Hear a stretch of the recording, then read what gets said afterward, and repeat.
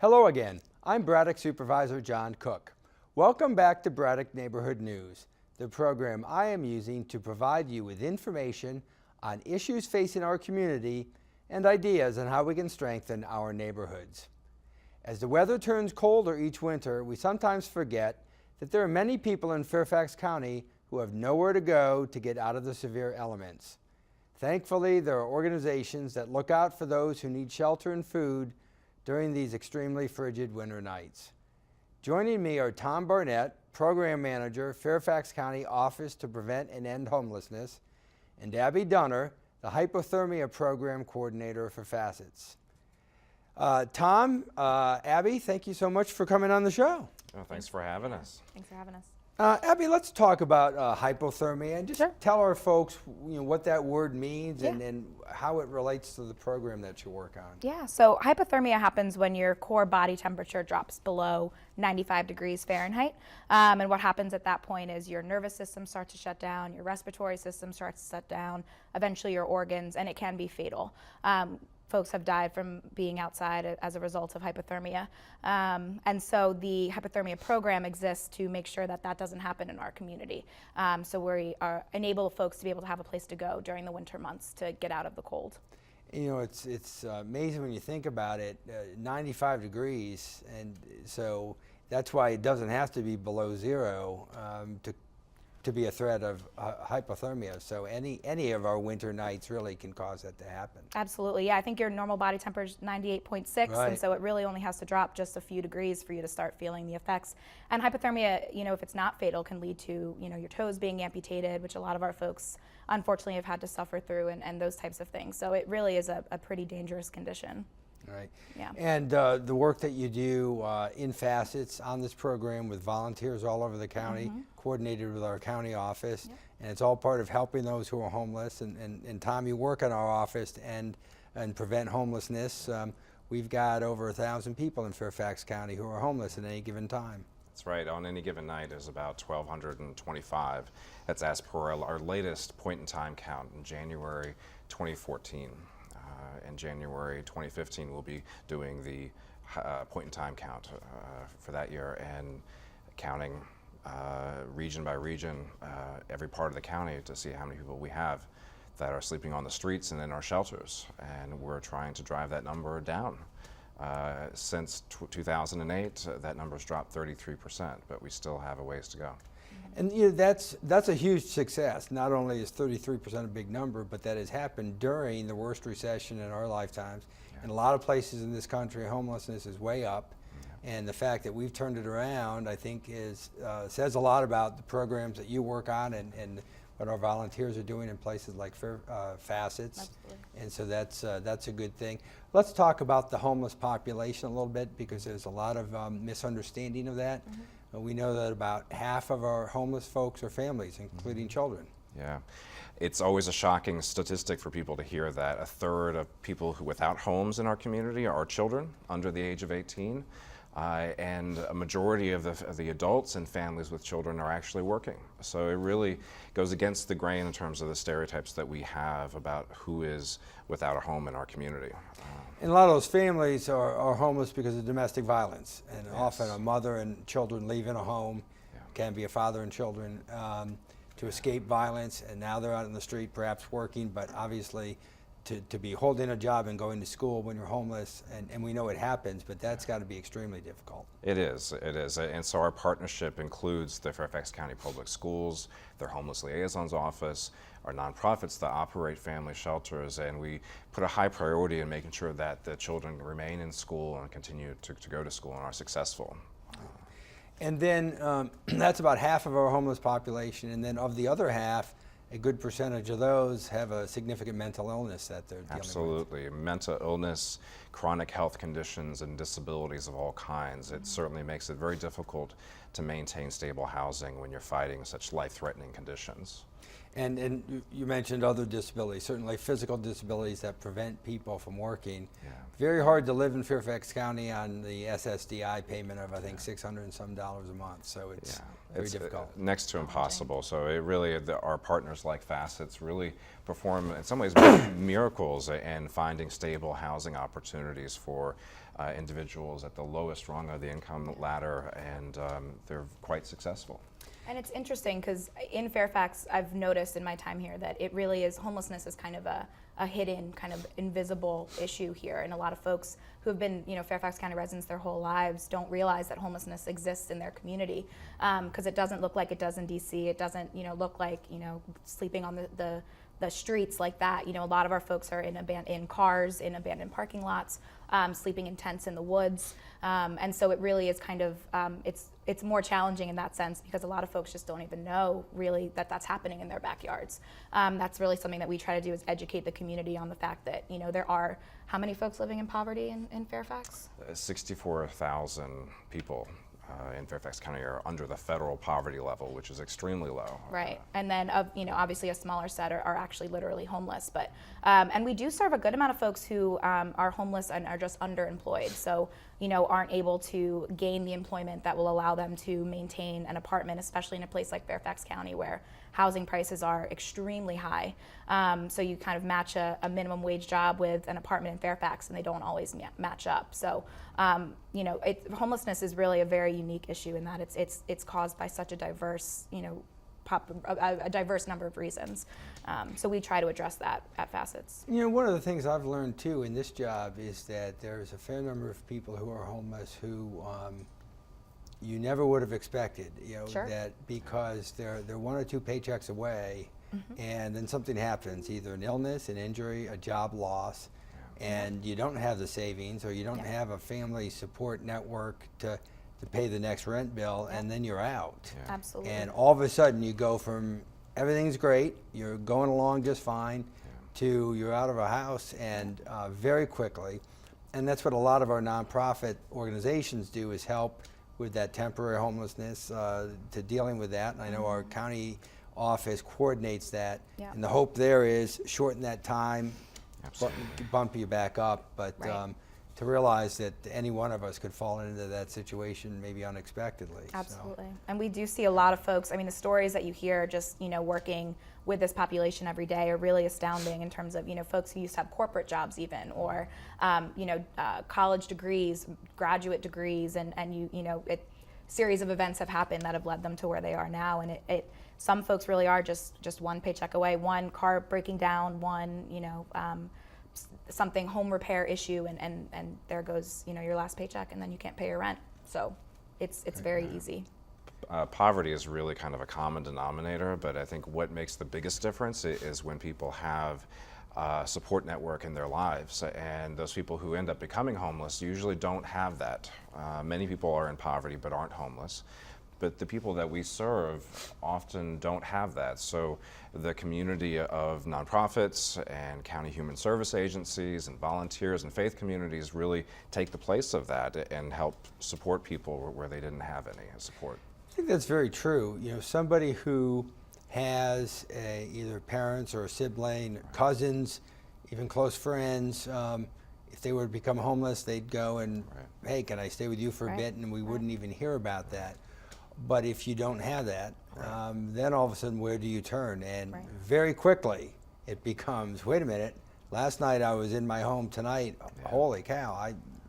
It's frightening. nowhere to It can go. happen Yeah. very fast. Losing an apartment doesn't take very long. Losing a job, we all hear about people living paycheck to paycheck, and we do. We see that every day. It may be a minority in our community, but really they've fallen in a very hard place and do need quite a bit of help. Well, we certainly know that in the domestic violence context, where shocking statistic that for a number of complicated reasons, which I think we went through on another show, so we won't go through them all today, but oftentimes it takes 6, 7 incidents of domestic violence before somebody says, I've had enough. But then when you leave, it's usually, we're leaving now, not, gee, I think maybe I'll move out in a month. It's, I'm leaving now. It's grab the kids and go. They're making such difficult decisions to leave whatever support they had. Even if it was from an abusive spouse or partner, they then have to leave even that kind of support in terms of income. And so they're starting from scratch. Domestic violence is really troubling. Yeah. And then let's talk about sort of the other end of the spectrum, if you will. We know we've got give or take about 250 people who we call the chronically homeless, and these are folks who, because of very severe disabilities, whether it's mental or physical, are not going to be able to care for themselves, and they are perpetually homeless, and then they may get into a situation where they get some housing for a while, they fall out, and that's a especially difficult challenge. Yeah, Facets was a really important partner last year when we did a big outreach effort as part of our 100,000 Homes campaign to I talk to people and in the woods, in their cars, and ask them more in-depth questions about their health and their specific needs and try to assess their vulnerability. Really, what is the risk of mortality for them on the streets, to help us make decisions in terms of who should get some of the more intensive housing and support services. So Facets led the charge and about a year ago now. About a year, Yeah, we definitely, and across the county, Facets works with partners as well, but really trying as a county to house those people who are the most vulnerable, the people who really have a high chance of dying on our streets, which should never happen anywhere, especially not in Fairfax County.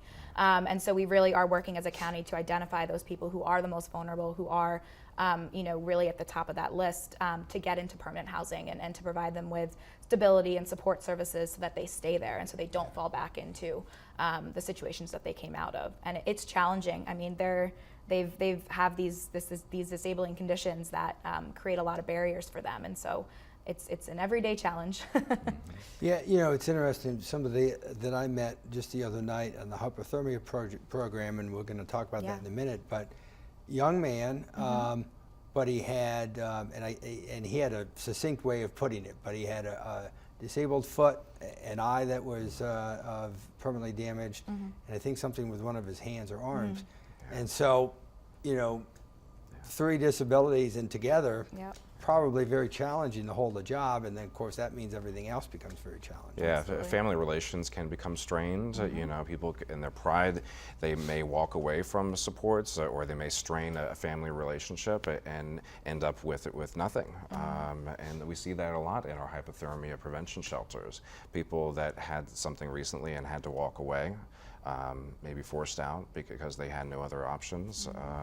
It's very sad. Don't want to burden their families, don't want to put that strain on them, and they try to do it on their own and then, kind of get stuck.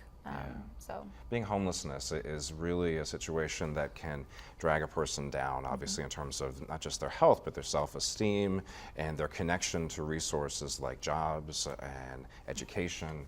So a lot of the work we do is reconnecting them to the community and the resources that are available all around them. And then, of course, there are some of our homeless folks who have significant substance abuse issues. That can make it difficult for them to get along with others, to stay in shelters. If you're disruptive, you have to leave.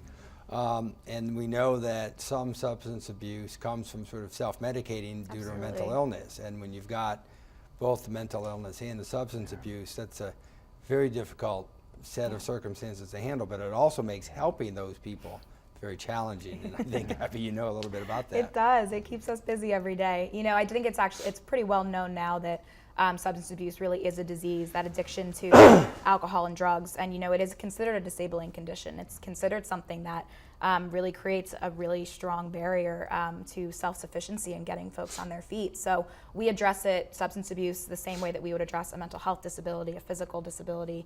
It's one more barrier to overcome, but we don't judge people for the things that they're struggling with, whether it be substance abuse, their mental health, things like that, and really try to address the core reasons why they're homeless and try to lift them up out of that. So a core part of our success in reducing the number of people that are literally homeless is this housing first philosophy. So clearly, with an individual who has a substance abuse disorder, they are going to be much more successful if they're able to establish a stable foundation of housing and then focus on sobriety and education. And that flipping that model of not requiring sobriety just to move into an apartment, but building stability as a foundation has made all the difference. You can imagine how tough it would be to get sober, for instance, if you're living in a tent in the woods. when you probably really don't want to know. You know, your daily surroundings are pretty miserable, and so you were mentioning self-medicating, absolutely. You know, and it's the idea of housing first is it really is, you know, you don't have to be ready for housing. Everybody is ready for housing and deserving of housing and has a right to housing, and we just have to help facilitate that, and we work on the other issues once they're stable. You know, we found that certainly with mental illness as well. The housing first philosophy, the sea change in how to handle this issue. You can't treat mental illness when you don't have housing. You just, because you need the stability to build upon, and because with the stability, then you can get stable meds, then you can get the counseling. But to think that you're going to get those other things first, you can't do it. You can't counsel someone on how to sort of handle their life when they're going home to a tree at night. I mean, it doesn't work. It's beautiful that Housing First started with people suffering from mental illness, and it's sort of the toughest population to house, and you saw that it's successful. With an individual with mental illness, you see it can also be successful with families with children and anyone within the homeless population.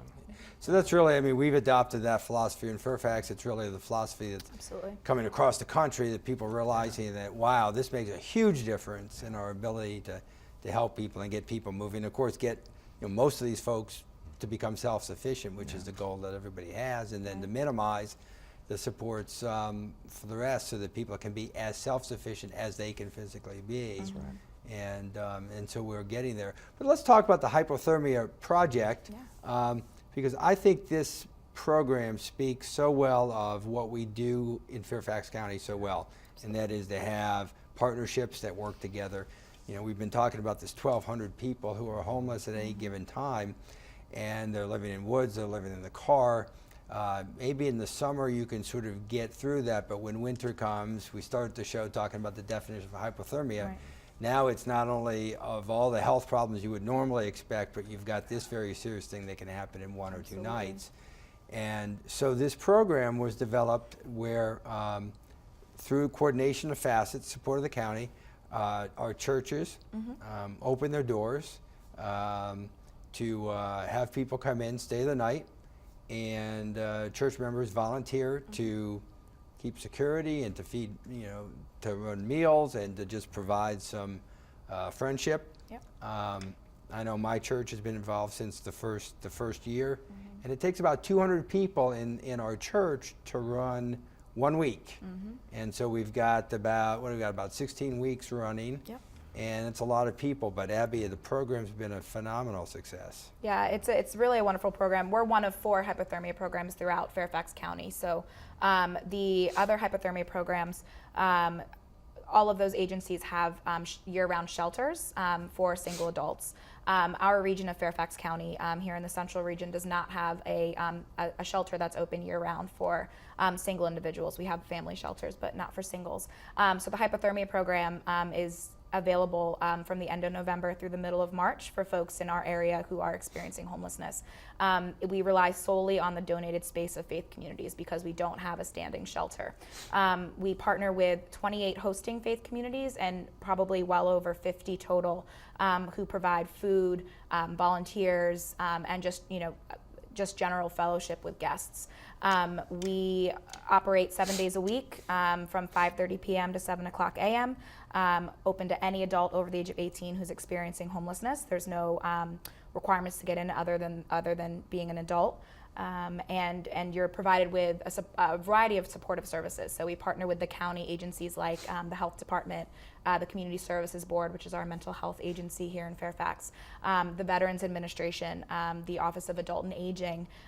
We also provide case management through facets with our case managers to try to connect folks to housing. So we recognize that everybody needs shelter, and that's what the program was primarily designed for. But we've also taken it a step further and have really, while these folks are under our care, we really want to try to provide them with, more. We want to provide them with services to get them out of this shelter. And it's a great opportunity for people who may be watching who want to help out, to volunteer. You don't need any special training. No. And I can say that because I've done hypothermia for 3 years now, and I showed up the first time and I said, all right, what do I do? And it took like 30 seconds, and there are experienced people who are sort of running the shift. Right. And so you just kind of follow along. But this takes literally, I guess it's about 2,000 to 3,000 volunteers across the county to run this program in a year. And I always say this program would not exist exist without our community, without our volunteers, without these faith communities. And it really is just astonishing what people will do. I mean, volunteers also are there overnight. So, folks who go to work the next day are taking the time out of their schedule to be there at 2 a.m. To help, our staff who are at the shelter as well. So it really is a phenomenal representation of the compassion that I think exists here in Fairfax County, and a really good indicator that we have the potential here to permanently end homelessness and not just provide emergency shelter, but really work towards permanently putting an end to homelessness in our community. Yeah. Hypothermia prevention is also an opportunity to engage individuals that may choose during the rest of the year not to come into shelter. Right. But it is a great opportunity then to talk about some of these things that are, potential: housing, stability, self-sufficiency. So we're trying to seize that opportunity, and really Facets has done a great job in providing case management, referrals to housing straight out of the hypothermia program. It's interesting. You meet people. We've spent some time earlier in the show talking about the variety of people who are homeless, and you meet them all in the program. I remember one man who just told me, he said, I spent the better part of the last 20 years drunk, and very sad. I said, do you have a family you can go to? He said, I've sort of I've burned those bridges, and but he was kind of more positive, and just getting. He had said just the experience of being in the program and having some people care had sort of inspired him to say, maybe I'll get my act together. And you hope you guys maybe sometimes can see how how those stories end or how they work out, and sometimes they're going to work out well and sometimes they're not. But oftentimes, because of the momentum of housing people, you have a peer group, a cohort of people who are homeless, and they don't believe that housing is for them, that they can't move into housing. But when they see their friend who is sleeping next to them in a tent also, to move into housing, then people start to believe that maybe they can. And this is what people have seen across the country, is that as they get closer to zero, the momentum picks up, and people believe that what was once impossible, even housing the chronically homeless, is possible. Yeah. And then you meet those who are working and who have college degrees. And we at our church, when we do hypothermia, I think like most, they serve dinner around, I think 5:30, 6 o'clock. And then there are some people that are coming in at 9 o'clock and they're saying, I just got off work, what do you have left? We have guys who get wake-up calls at 4 a.m. because they need to be at work right. at 5:30. And boy, you think about how hard it is just to get through the work day as it is when you've got a home. You really see the variety of people, and you can tell those who have a significant mental illness that can be readily apparent. But really, the chance to talk to folks and just see the variety of experiences. But what really is happening there is that they're also seeing that there's some people who care in the community. And the partnership really is effective in bringing the resources to the people in need. So as Abby mentioned, the Health Department and Community Services Board have been great partners.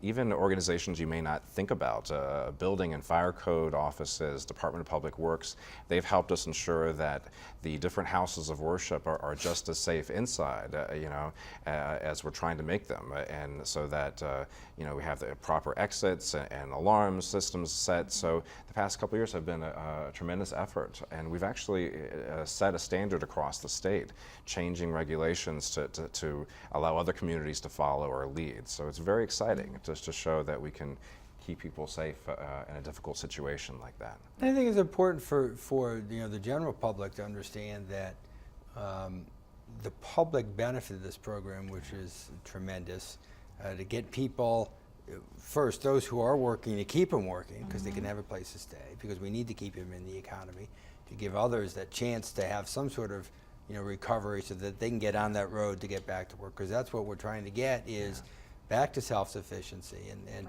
there's a misperception that sort of this whole population is just dependent, wants to be dependent. It takes you one night to see that that's not the case if you do the program. I always tell people too, it's the people who say that people want to be homeless, or they're just not doing what they need to do, or you spend one night in a small room on a mat with 2 blankets and you wake up the next morning and say I want to be homeless, then I think that's I don't think that happens pretty regularly. So I would definitely say most of our folks are, I always say that our population of people experiencing homelessness are some of the most resilient people that you will ever meet. And, you know, they really do overcome some pretty extraordinary circumstances. I think the opportunity of people who are not homeless to volunteer and participate in these programs, it's really, it makes you full of gratitude for the position that you have in life, and to hear the stories of other human beings that are resilient despite adversity. It's a great experience for anybody. You know, we talk about that in the show a lot. We have a lot of volunteers, and we say you go into volunteering thinking you're doing something for somebody else, and you come out realizing how much the experience has done for you. And we could talk about that for another hour, but we're out of time. So I want to thank Abby and Tom for coming on the show to share their experiences and insight. With over 1,000 people, 1,200 people at this point assisted by their organizations last year, they are making a difference in the lives of many individuals in need. If you'd like more information, please contact the Fairfax County Office to Prevent and End Homelessness at 703-324-9492 or Facets at 703-352-5090. I hope you've enjoyed this segment of Braddock Neighborhood News. Thank you for watching. If you have any questions, comments, or other needs, please contact my office at 703-425-9300 or email braddock@fairfaxcounty.gov. Tune in next month for another edition, and please remember to look for ways to volunteer. Your community needs you.